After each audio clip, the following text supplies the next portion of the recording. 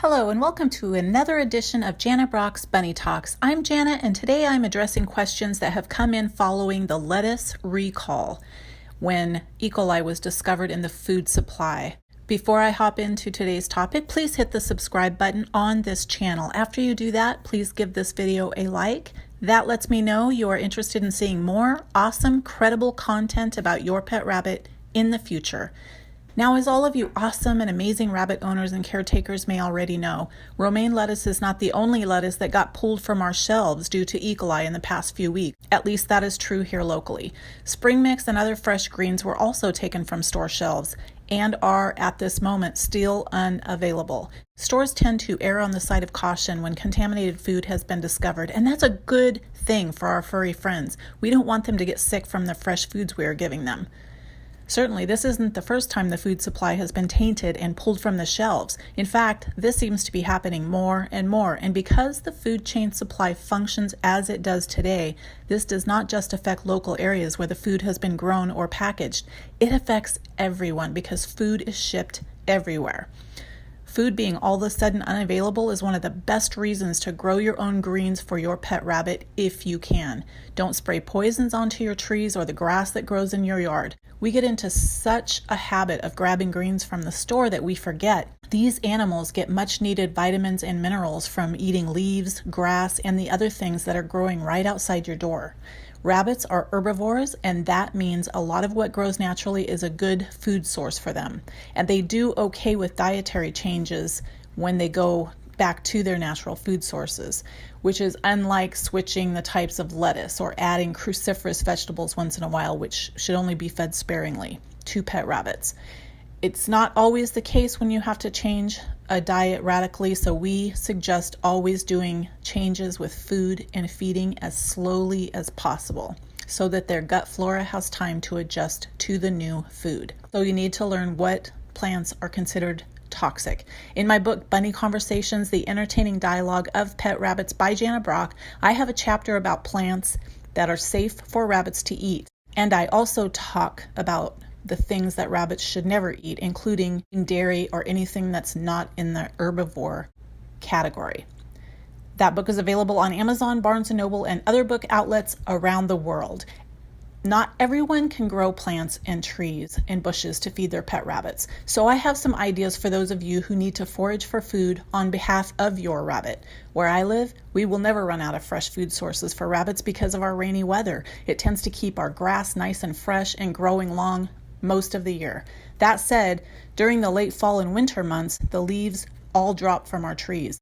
Since I feed our rabbits so many leaves throughout the year, my natural food choices for rabbits diminishes a bit in the cold months. In spring, summer, and early fall, I always have plenty of food choices for our pet rabbits just outside my front door. Again, not everybody has that where they live. Right now, our leaves are turning and have fallen from the trees. Very few fresh leaves are available for our rabbits. So last week, I went hunting for the makings of a salad for the rabbits here. If you've followed my Instagram or Facebook for very long, you know that I don't just give the rabbits bushes of greens. Not that there's anything wrong with that. I just got in the habit many years ago of making each bonded pair of rabbits and single rabbits and the rabbits that I bunny sit or provide after surgery care for. I give them all salads, and I do that once in the morning and once at night.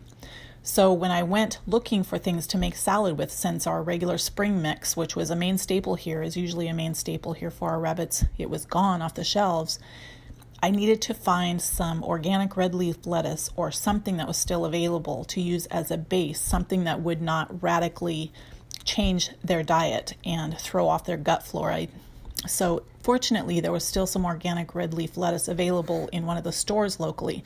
So I grabbed as many bunches as I could since I have quite a few rabbits to feed. I also got fresh parsley, organic carrots, arugula, and baby kale. Now, kale should not be fed in large quantities or frequently. You'll read that in my book, Bunny Conversations. I have quite a bit of information on what to feed your rabbit and what to be careful of. Rabbits do not do well long term when they eat cruciferous vegetables. Kale is in the cruciferous vegetable category. It can cause kidney and other problems, along with cabbages and other foods that are cruciferous or considered cruciferous.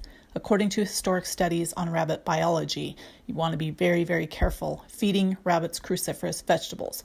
However, in very small amounts, it can be used. And in the absence of spring mix, I will supplement with baby kale, not adult kale, but baby kale. I only feed it to my rabbits about every 3 days when lettuce and spring mix or even dandelion greens, which I usually feed the rabbits to when they're not available. So here is what I did here at Love Your Rabbit this morning. This was their morning meal, and I'm just going to cut into the video that I made while I was preparing their morning salads.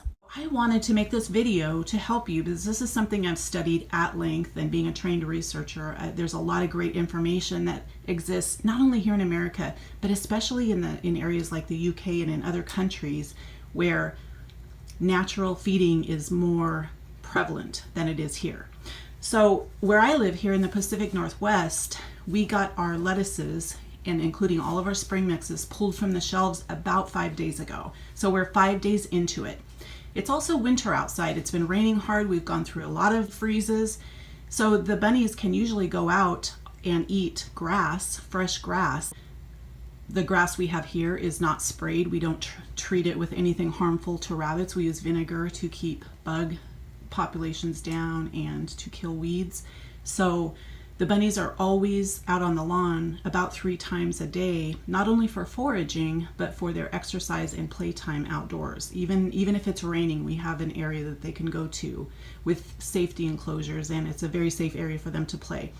So they can get grass that way, but if it rains very hard and it's freezing cold, then it makes it hard for the rabbit. They really don't want to stay out and play, but also it makes it hard for them to forage when the grass is frozen and the leaves start falling from the trees and there are no more natural foods that are in their proper form for them to eat.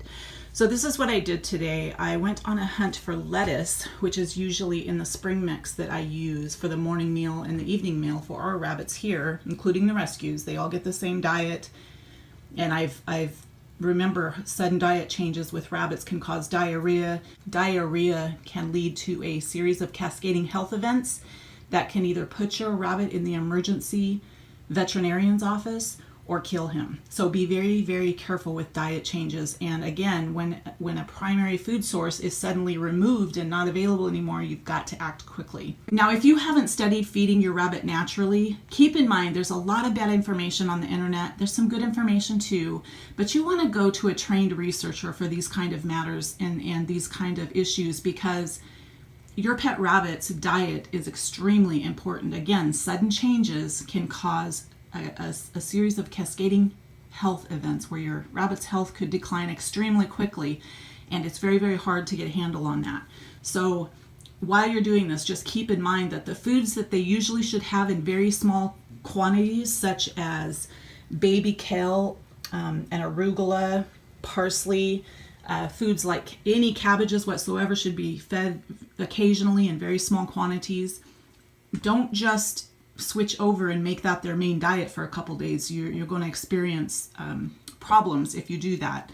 What it can do, suddenly none of the rabbits here have ever had a problem with changes back to their natural food source. I found red lettuce that had not been pulled from the shelves, organic red lettuce, which is very healthy. And so as you can see, I tore that up very small and put it in the bunny dishes for their morning feeding this morning. I went outside. We have trees that we have planted specifically for the rabbits. They're organic. They're not sprayed with any chemicals or poisons. We have several varieties of maple trees, and our apple trees are still bearing some green leaves. They're all starting to change now and fall off, but right now they're still green. So that's what I went outside and picked the last couple days with the red lettuce.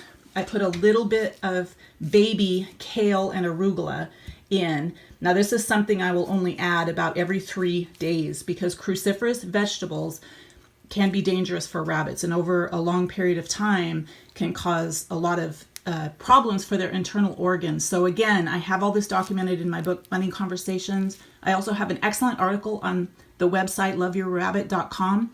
I will post the link for that in the description box below, and that will give you some very good, well-researched, credible information about cruciferous vegetables and your rabbit. I picked up some organic parsley, which is very inexpensive at most stores, and organic carrots.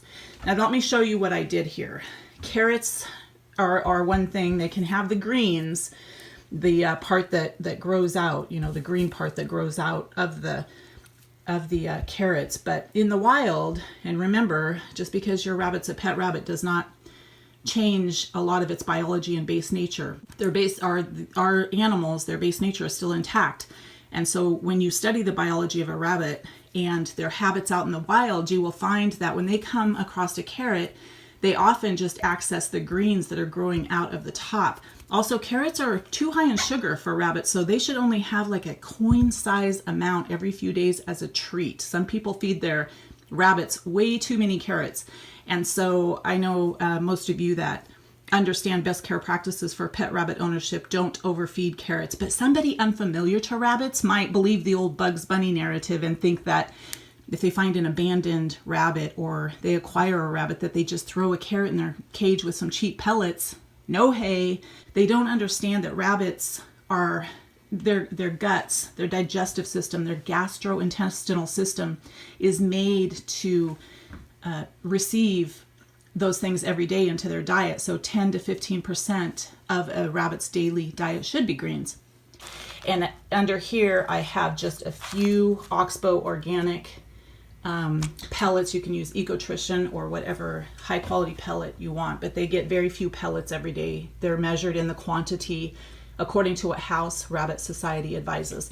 I had a half of a pear left over from dinner last night, and so I cut tiny little pieces of pear and put it in all of the rabbits' meals this morning. That is a special treat. They usually do not get fruit with their meals. And as you can see underneath all of this mixture, I have their Oxbow pellets for all of the rabbits in all of these dishes. There's also carrot shreds. Now, carrots are also not something they usually get at mealtime. That's used for a treat here as advisable, and that's a proper eating guideline for rabbits, that carrots be used as treats, as I mentioned before. And I suggest if you use carrot shreds that you buy organic carrots like this and shred them yourselves, because the kind of carrot shreds that you buy in the store prepackaged often have some kind of preservative on them that is not good for rabbits. Rabbits need natural food, non-GMO, organic, if at all possible. But again, in the event of an emergency type situation where their regular food source is not available, you have to kind of get creative with what you feed them while not disturbing their gastrointestinal tract. You don't want to give them diarrhea. And there's also some, I have got apple leaves in here off of an organic apple tree that I planted. All the leaves have been washed thoroughly, and actually I soak them overnight in water. Carrot shreds, a few little tiny sprigs of parsley. Again, I don't want to upset the balance of their gut. And that's what will be their food here for the next couple days. I will not give them kale and parsley and carrots in every single meal, but this morning they will get that just as a special treat. So I hope that helps.